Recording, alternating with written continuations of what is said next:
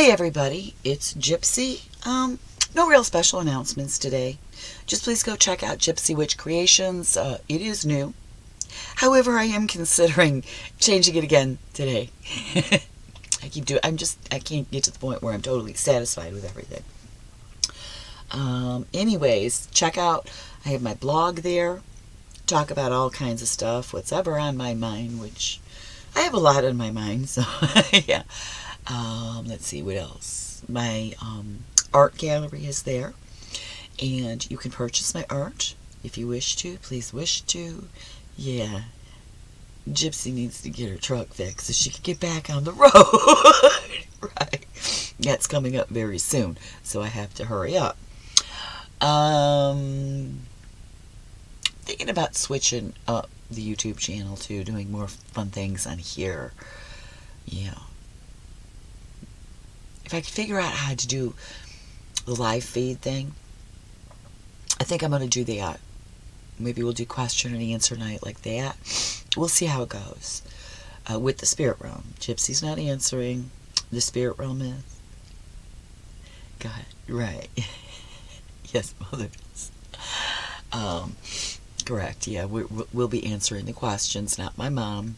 I know nothing while I'm incarnated, so don't ask me. We have to ask the spirit realm, Michelle says. Right, Gypsy says. Anyways, what was it? Oh, so today's video, I'm talking about, this is Gypsy, I'm talking about, bring up the topic here of going back to normal, or should we create a new normal? Now, I saw a headline this morning, and I didn't read the article. I didn't have time. But it says something about, should we do away with offices altogether? And I thought, that's interesting. And I began to wonder, would it be cheaper for businesses not to have physical buildings, not to have physical offices? Would it be more economical? Would it be easier to run the business? Would you be able to hire more employees, therefore creating more jobs, etc.? I don't know the answers to these questions. I just find it interesting. I don't think I'm the right person to do research and figure that out. It's just not my area of expertise. But I was just wondering, that would be, well, a major change in our society. I mean, think about it. It might be easier on the business owners, the employers. It would be easier on the employees. If they have families, they can stay home with their family while working, taking care of their little ones, whatever. And there's more and more people homeschooling. In fact, another change I'm seeing is as a nomad. Every year I am finding more and more young families on the road. They live on the road and they homeschool. And I think this is a wonderful thing. I was talking to one young father the other day, and he said to me, I can't remember how long he said they've been doing this, but he said, what better education can my children get than this? And I also belong to an app called Our Village. It's for RVers, nomads, etc. And one person had on their profile, their mission is to teach their children to live outside the box. And I was like, that is so cool. I mean, I'm so excited when I come across these young families, these young parents doing these amazing things for their children. Those things in my day were not normal. If I had tried to do that, I think the Department of Children and Family Services may have come after me. I really do. But these days, families are doing it. And it's true. Experience is so much more important than sitting behind a desk for way too long for children. Children need to be out exploring and playing. That's how children learn, through play. It's way too long that they're in school, behind a desk. And this new thing the parents are doing, I think is wonderful. So these would be the things to consider as a new normal. But I keep hearing people wanting to go back to normal. And I think, well, why would we want to do this? Because I know it's a comfort thing, and a lot of people cannot think of any other way to live But there is. There always is. We always have a choice, and there's always better out there if we choose to create it. So if we go back to the old normal, we're going to find ourselves in a situation just like this one, or other things adding up. I don't know if anyone's ever noticed, but whenever governments in this world say something is temporary, it doesn't end up being temporary. Take, for instance, Social Security. It was in the early 1900s. I meant to look this up before I started the video, and I forgot when it was instituted. But the government said it was going to be temporary. Well, here we are, somewhere around 100 years later, and it's still going on. Now, yeah, my parents' day, a legal adult, my dad is telling me they did not get their Social Security number until they were a legal adult. In my day, when you got your first job, so it would be early teens, mid-teens, late teens, you got your Social Security number. Then I'm pregnant with my oldest child, John. When I was in the hospital, I was shocked when they told me we had to fill out the Social Security form and get him a Social Security number before we could leave the hospital. So now, all it is a way to track you. And now they've added new ways. So as soon as a baby is born these days, and that was never a thing, I don't think it was ever supposed to be, but they thought, oh, this is a good way to track people. So now, parents can't even leave the hospital with their child until that child has a Social Security number. This should raise suspicion. And so many reasons why. No, not yet, Mom. You're not taking a breath yet to let any of us in. Does anybody have any comments yet? Well, Mother, we believe you're correct on this. You're hitting it right on the head. Yeah, am I right about this? I'm talking to the previous two generations. Am I right about Social Security numbers? Yes, this is your dad speaking. You're very right about that. I was not so much shocked like you are. Not until, my grandson Johnny was born, and I learned she couldn't leave the hospital. Right, he was the oldest of the grandchildren, right. Until he had a Social Security number. Right, I was shocked at him. I was like, I didn't know that. And I was like, what the hell? I got very suspicious with that. Right, Mother. And that's the theme, okay? If we go back to the old ways, they're just going to be instituting more and more, tracking and control measures. Yeah. My mother said that in her head. Right.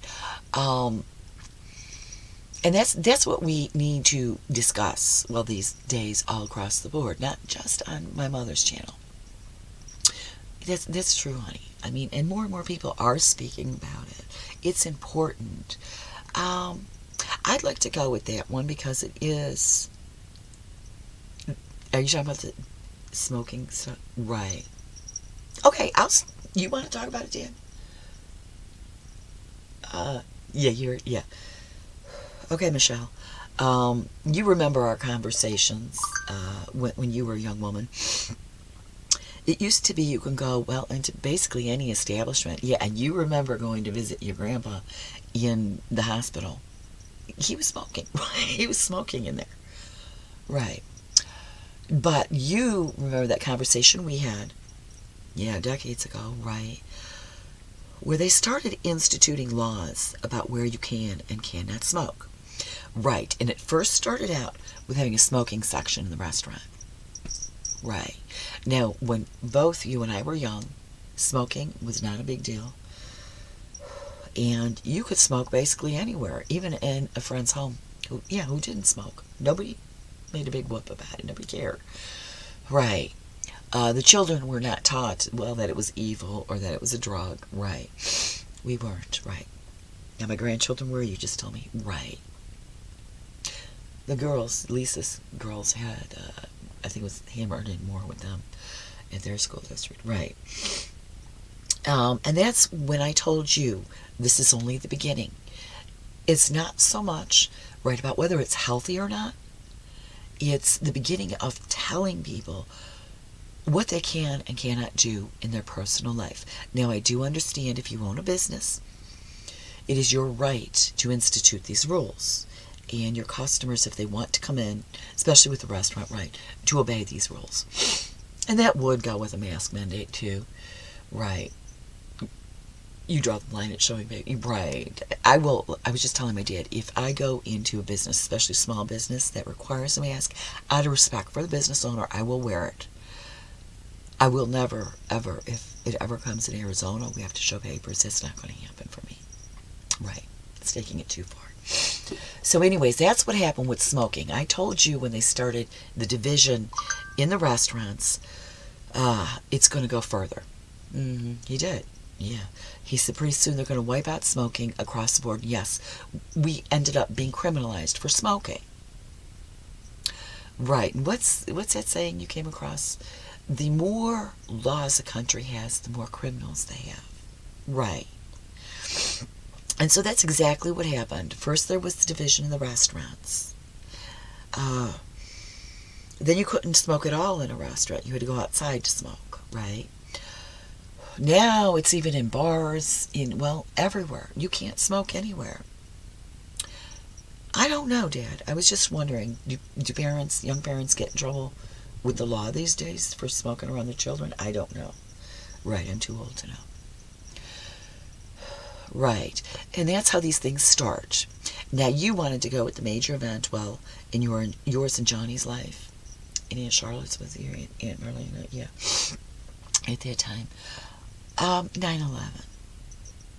I'm not saying it didn't happen, everyone. This is Michelle. It did happen. It's what's called a red flag. When they take something so horrible, a horrible tragedy like that, pull the wool over our eyes and use it as an excuse to control us even more and institute new laws. They started making up laws that controlled people more. And yes, we fell for, we have to be careful about terrorists and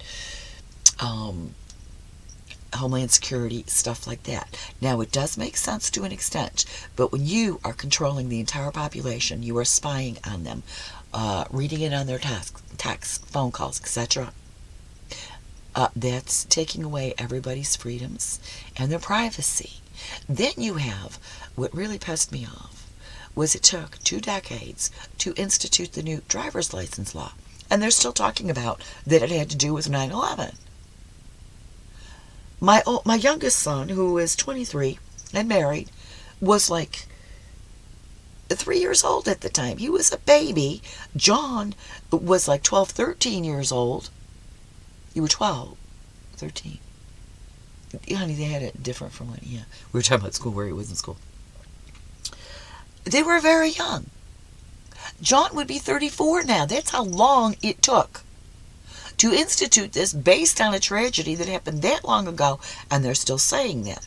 And then I found it nearly impossible for me to get a new driver's license because me being a woman who was married, and thankfully I kept my ex-husband's name. That made it a little bit easier, but if you change back to your maiden name, then you have even more paperwork. Never in my life, in my own country that I was born, raised in, lived all my life, did I have such a hard time getting a driver's license. I was insulted. It was like I was no longer an American.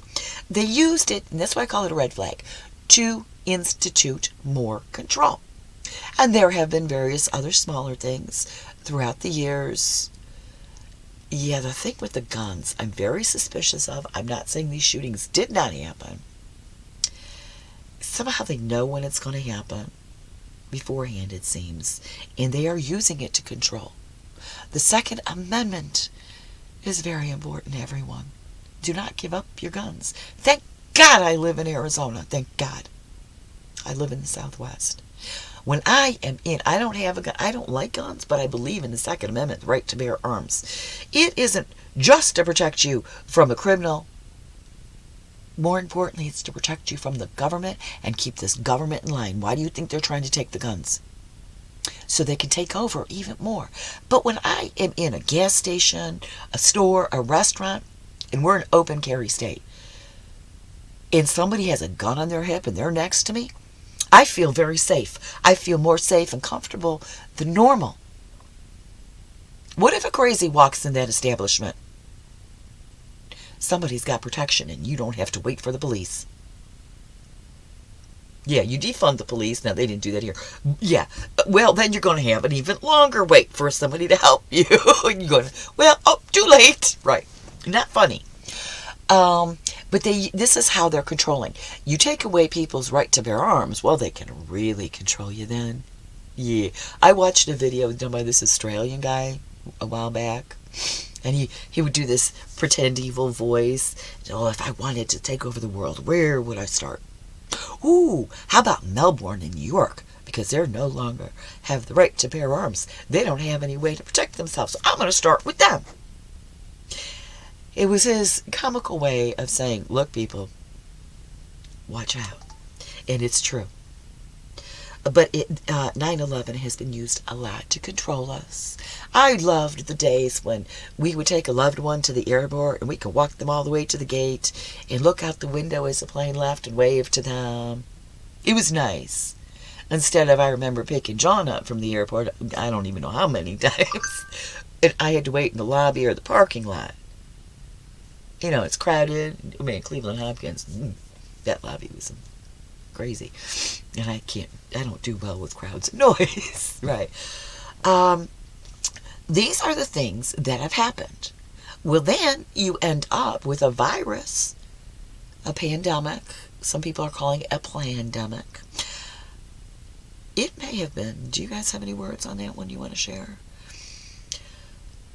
Well, Mother, people like you do have access to this information. We would prefer not to answer that question. Well, I'm going to say I don't really want everyone to know through my mother the truth on that. Okay.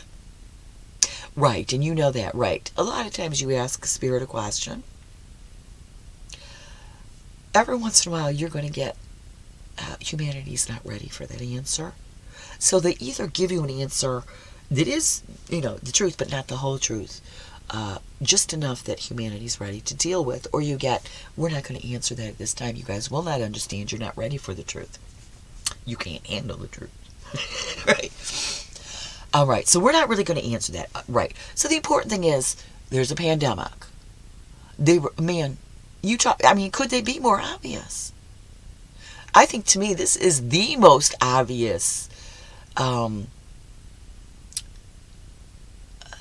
trying to get more control over the people than anything in my life. Anything else in my life. I was like, damn. You're showing your hand. The powers that be are showing their hand. This is what we're doing. And we've been doing it the whole time, but this is really obvious. Which brings me to the point. If we should go back to normal, this is going to continue to happen. Okay? If we create a new normal, we can change that. And we can get our freedoms back. We would have yes, this is true. Right. Charlotte was saying, you're right. This is true. You would. My niece is right in this. If we were not constantly told, well, how awful we were, right. And that's what our whole family was, right. We were raised Catholic, inherently sinful, and you had to go to confession.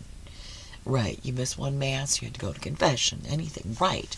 And we had to keep doing this and be baptized because we were told we were inherently sinful. In other words, born in sin, born sinful, born bad. Right. Now, how do you look into a newborn baby's eyes? Yeah. Yeah, I need a moment. Yeah. And believe that. How can you think that? That's true. Like you always say, Michelle, if you tell someone something often enough, they begin to believe it and act on it. And yes, that was the plan from the very beginning. That would have been thousands and thousands and thousands of years ago. Exactly. It took that long to get to this point. Right. It's true, Charlotte. Yeah. And so now people fell for it, hook, line, and sinker, and people, right, they're acting on it. Right, Michelle. They're acting on it. So now you have, well, yeah, mental illness, crime, you could say suicide, etc. Because people believe so strongly this is the way it's meant to be. And it's not. We created this mess, and we can uncreate it, everyone. Right. Yeah, I'm going to take that over, Michelle's. And so this is true. And we are creative beings. We can create a new normal, a new reality that's better. You won't have those few families, those few corporations at the top controlling everybody at the bottom. It's got to stop. It's bad for us. Now, I always say, I have more faith in humanity than most do. And if you want to think I'm being naive and blind, go ahead. But I just told you how and why things got this way. My aunt confirmed it from the other side of the veil. If we know who we truly are and our worth, our value, and what we're capable of, crime rate, mental illness, suicides, all of these things would take a nosedive. And I bet one day, if we keep up with the new normal, it will go away. I know that won't be for a very, very long time. And what I never, ever want to hear from someone who is currently incarnated now is, what difference does it make to me because I won't be here? One, you might have descendants, whether direct or nieces and nephews, etc. Do you not care about the future generations of this planet? Also, another aspect of your higher self could reincarnate here again. You might want to have a better life the next time. Why? I would say might, but some people seem to get off on this mess, this chaos on this planet. And I don't get why. But it can be better. We can have a new economic system. And we can. Government, at least shrunk down to this or this. I think, now this is Michelle, my own personal opinion, small communities with their own, I don't even want to use a governing, but everybody's involved in it. Not this fake democracy shit. Saying people are involved, and they're not. Because let me tell you, I caught on in 2000. Your vote doesn't count. It's already rigged. They already know who's going to be in office, any of them, before you even get to the poll. It's an illusion, okay? We need to bring back real people running their own communities. To take it up to a federal or a global level is so dangerous. We do that, we lose everything, people. We are this close to losing everything, because you lose your freedom. Excuse me.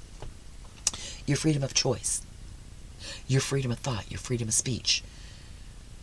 You've lost it all then. You have nothing.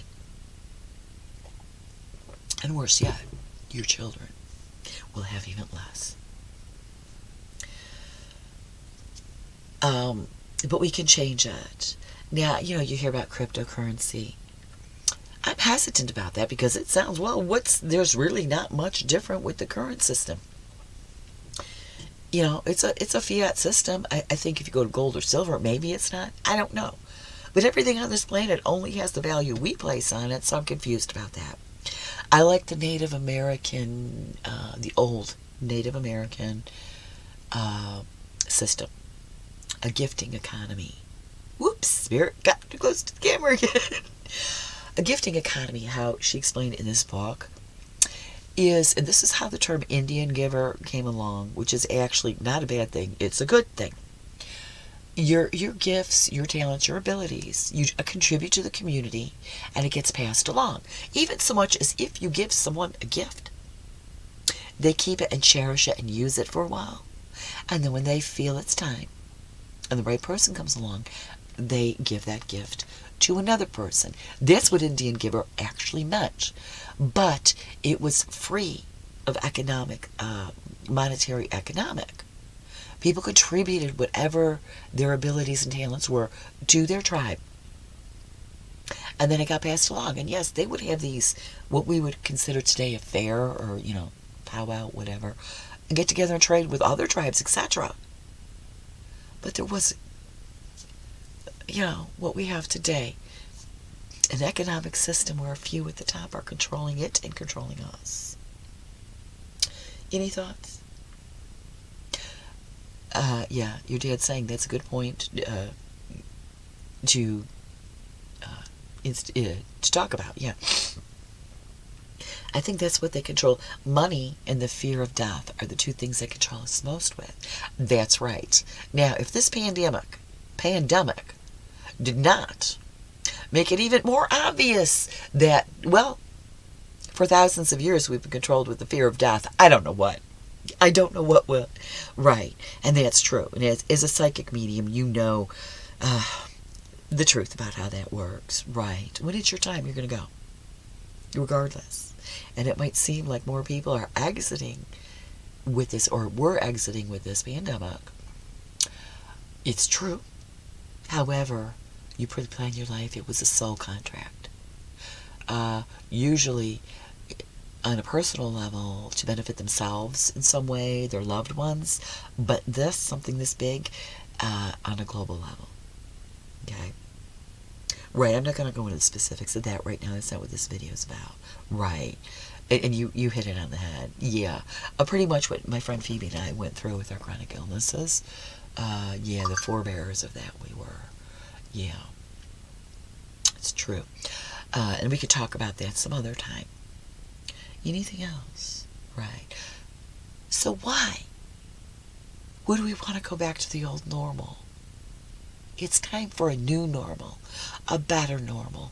And no, it's never going to be perfect. No, I don't believe any physical realm could ever be perfect, but we can come pretty damn close. Okay? Yeah, I think the non-physical realms, that's where you get perfect, because you do whatever you want, no pain, nothing.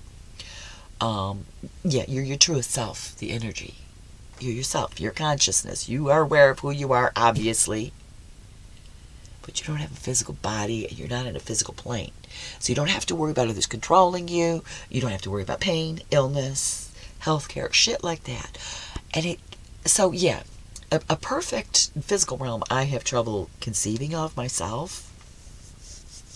I can't remember what I thought before I came into this life about that. But it could be a hell of a lot better. Give the power back to the people. We are capable. Every individual on this planet is capable of improving it, contributing. When you have a government, freedom is always lost. The bigger the government, the more freedoms that are lost. And we are heading towards, in America, I could even see it becoming a tyranny if we don't stop it. And it's going global. So imagine if national governments have too much power and we've lost too much freedoms. Imagine what a global government would do. I'm not saying not to live united. Yes, we should globally live united and united with the entire universe. But to make governments global is dangerous and a huge mistake. We need to bring it back down.